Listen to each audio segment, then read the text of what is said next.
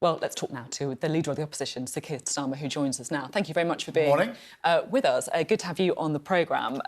Let's start with the local elections, shall we? What would success look like?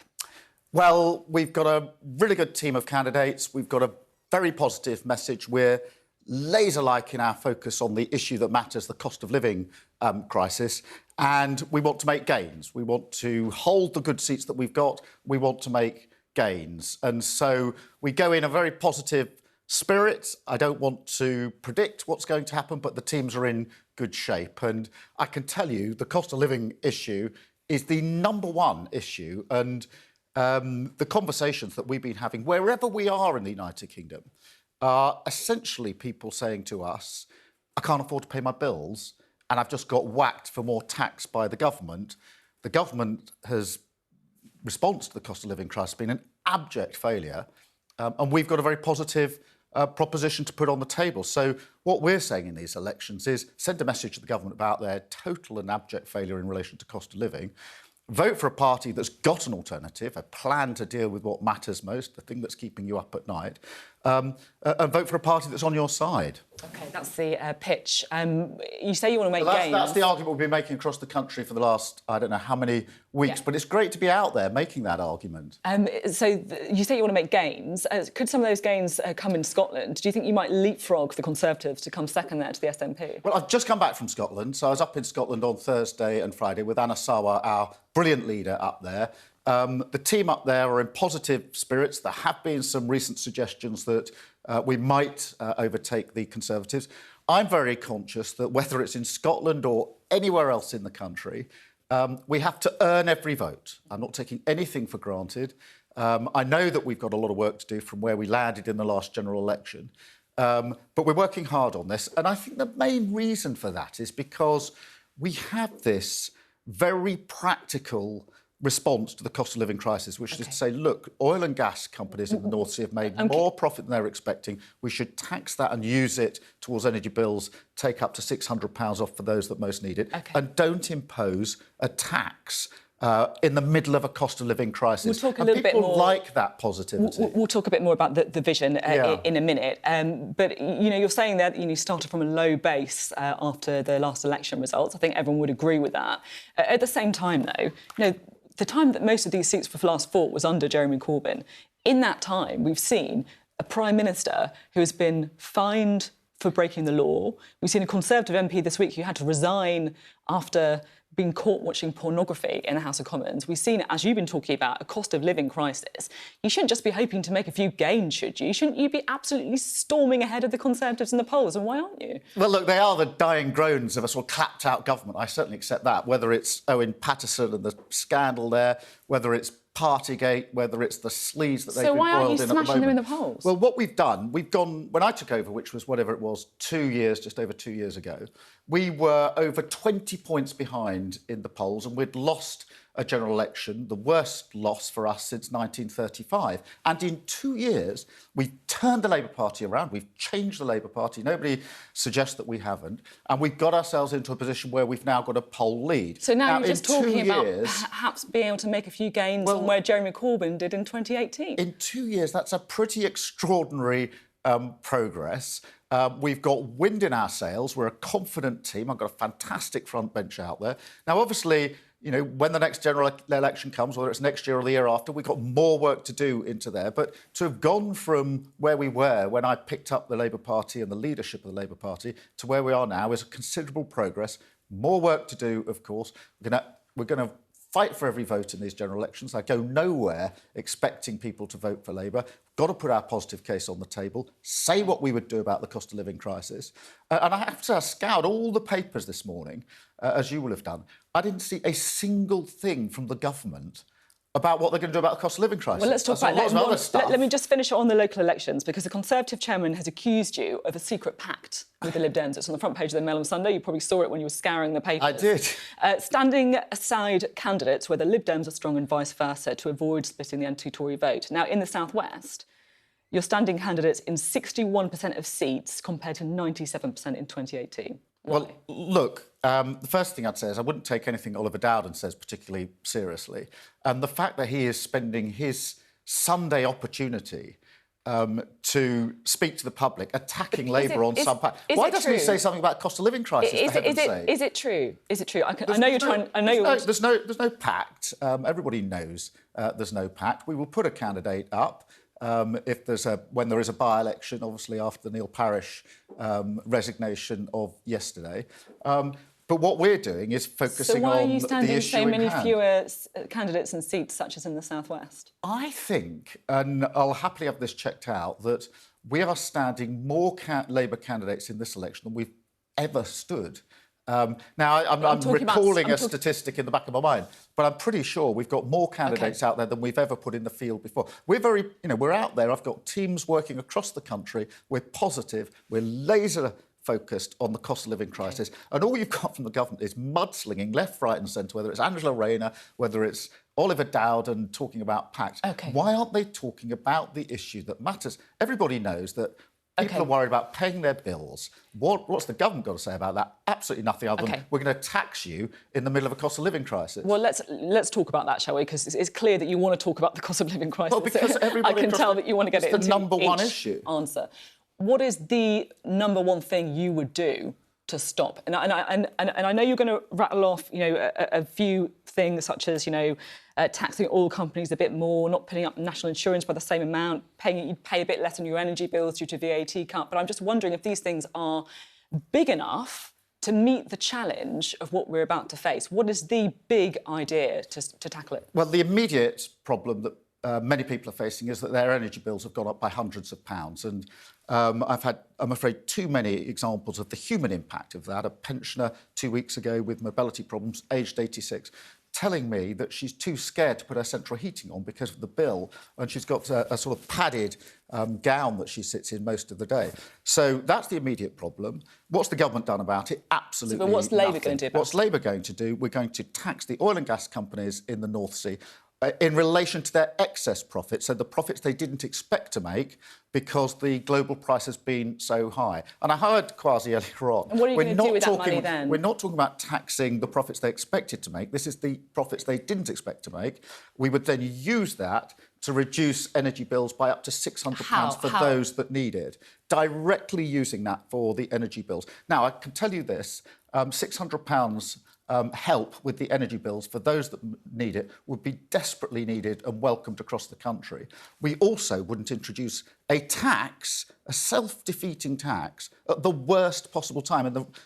This week, many people have got their payslip, and they'll have looked at that and saw, well, the bills are going up, the payslip is less, because the government's just whacked me for even more tax in a cost of living crisis. And so we've got practical answers to what is the number one issue as I go around the country. And all of our teams are reporting this. All the Tory teams will be reporting this back to them as well. What do they say? 5 days to go before the election. What have they said about the cost of living today? Absolutely nothing. OK. I want to play you a quick video.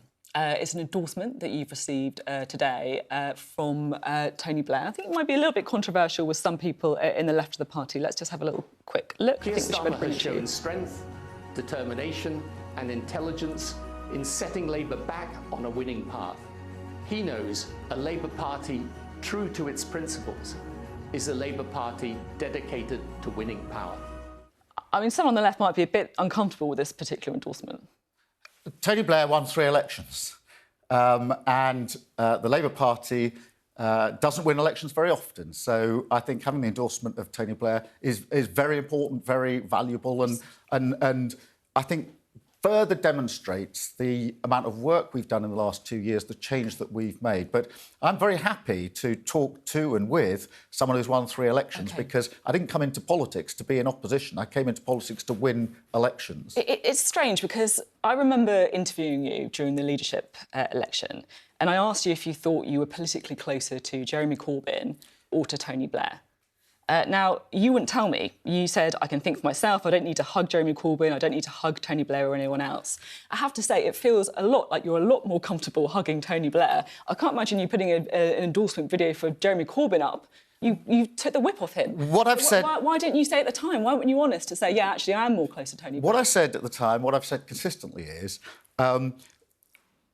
the team now that we've got, or the leadership team you that we've got... You would answer the question now, wouldn't you? Are you closer to Tony Blair or Jeremy Corbyn? Let me just tell you what I said at the time, which was I'm not going to hug any previous Labour leader because I don't believe that you go backwards to go forward. I will learn from any Labour leader. I will talk with any Labour leader. And if it's Tony Blair who's won 3 elections, Gordon Brown who won it with them, then I'll happily take their advice and talk with them. Talk to Jeremy Corbyn? But I've never suggested that we... I think Tony actually, in that endorsement, or something he said yesterday, said we're not in the 1990s. We're actually got to face the future going forward. So it's the principles and approach that matter.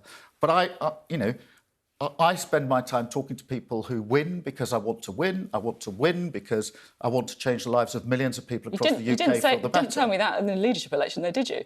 I think in the leadership election... I can't remember how many times in the leadership election I said... I think I used this phrase, saying, I'm not going to have the name of some previous Labour leader tattooed on my forehead.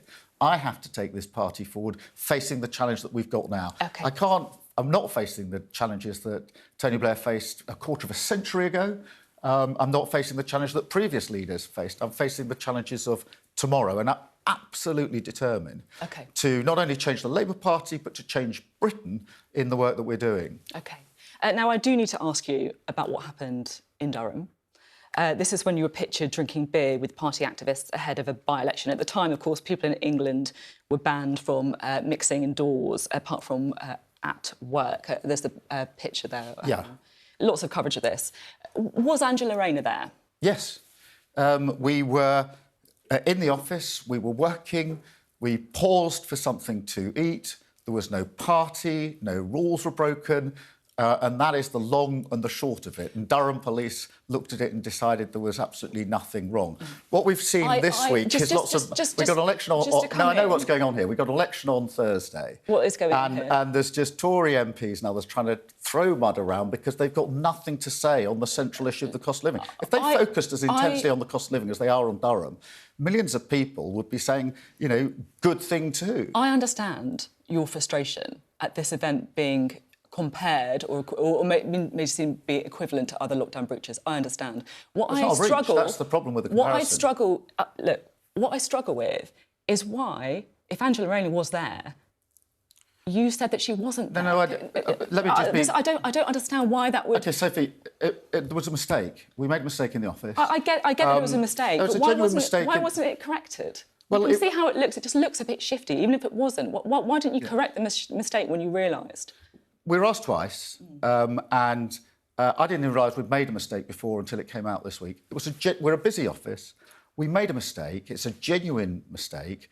And I take responsibility for it. I run the office. We simply made a mistake. It's a genuine mistake. I don't think anybody would seriously say Keir Starmer's team would lie to the media about this. We made a mistake. The media was told the wrong information and it wasn't corrected. Sophie, you can know this from running offices yourself. From time to time, a mistake is made. It's a genuine mistake, and I take responsibility for that. OK.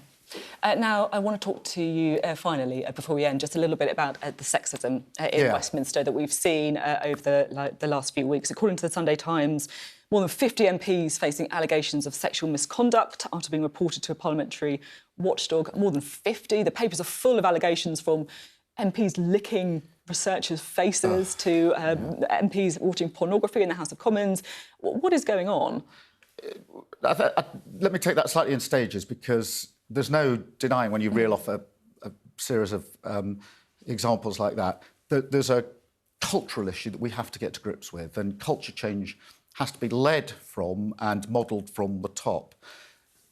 We need to listen to women, and I've spoken to a number of women in the last few days about this, and they are very clear that whilst there does need to be culture change, those who are engaged in this sort of activity, whether it's comments about Angela Rayner or whether it's watching porn in the House of Commons, have to take responsibility. We can't run this argument somehow, this high-pressure cultured place.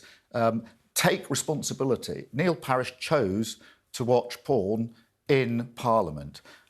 Tory MPs chose to make disparaging comments about Angela Rayner. They've got to take responsibility. Well, Neil for Parish, that. to be fair, has taken responsibility. He's resigned. Yeah, well, then the third thing is political leadership, because what we've seen from this government time and again is when one of their own gets into a difficulty and a problem because they've done something they shouldn't have done, whether it's Owen Paterson, whether it's the Wakefield MP or whether it's Neil Parish, their first instinct is to push it off into the long grass, hide what's happening, and that is a political problem because a fish rots from the head, and there needs to be political leadership on this as well. And we haven't seen that from the Conservative Party. About political leadership, and this has got to be quite brief because I'm being told in my ear that I'm out of time, but I do want to squeeze this last one in. What actually needs to happen? Should we be looking at closing bars in Parliament? Should we be looking at what the Speaker wants to see? MPs perhaps not being able to directly employ staff? What actually needs to happen? Behavioural change that we all have to contribute to. Cultural change, taking responsibility and political leadership. I understand all these words, but what specifically needs to change? Well, where an individual is involved in these sorts of behaviours, they need to take absolute responsibility straight away. With Neil Parish... Sorry, I'm just asking for a specific thing. For example, do we need to look at the employment legislation? Well, do we need to close bars? Do we need quotas for female MPs? The Speaker's suggesting that there's some sort of review. The independent process we put in place is a good thing, and I'm supportive of that. The Speaker, I think, wants to pull parties together to see what else can be done. I'm very happy to participate in that because we can't go on with these allegations coming out over and over again. It feels a bit frustrating to me, I have to say. You and also Kwasi Kwarteng coming in, lots of strong words about misogyny, but I just can't see any actual practical suggestions for what can change, rather than we need to be better. Well, there are practical things. The independent process is good. We'll talk to the Speaker about what else can be done. But Sophie, when I've dealt with cultural change before, and I had to do this within the Crown Prosecution Service, I learnt that it has to be led from and modelled from the top. People look to the political leadership, see what approach they're taking, and without that, I think it's very difficult to bring about change. Thank you. We're out of time. Keir Starmer, thank you very much for being on the programme today.